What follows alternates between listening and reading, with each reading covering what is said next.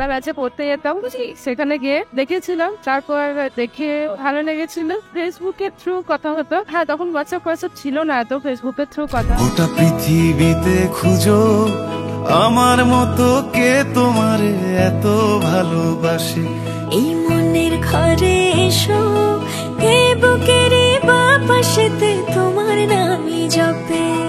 12 বছর, দীর্ঘ 12 বছর ব্যাস থেকে মেলি স্টার্ট হয়েছে। তারপরে প্রথমে বন্ধু ছিলাম, বন্ধু থেকে তারপরে ফেসবুকে কথা বলা, ফেসবুক থেকেই কাকে ভালো লাগে জিজ্ঞেস করা, সেখান থেকে আস্তে আস্তে রিলেশন। একটু আড়াল হলে কেন মনে খোরাক জাগে, তোমার সঙ্গ পেলে কেন দেহ শিউরে ওঠে। এই গান ছুঁয়ে বলো ছেড়ে যাবে না কখনো, তোমার মতো কে আছে বলো। এ গা ছুঁয়ে বলো ছেড়ে যাবে না কখনো, তোমার মতো কে আর আছে বলো। ভালো লাগছে, মানে খুব চাপও আছে ব্যাপারটাই। বিয়ের দিন তো ভালোই লাগে, তাই আমারও ভালো লাগছে। Tension mixed feeling actually.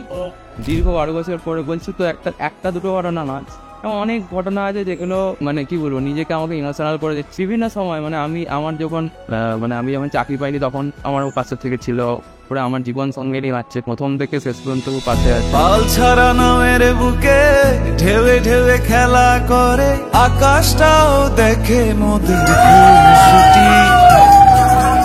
পাহাড়ের দেওয়ারিতে ভালোবাসা লেগে আছে, তেমন করে বুকের মাঝে তোমায় খুশি।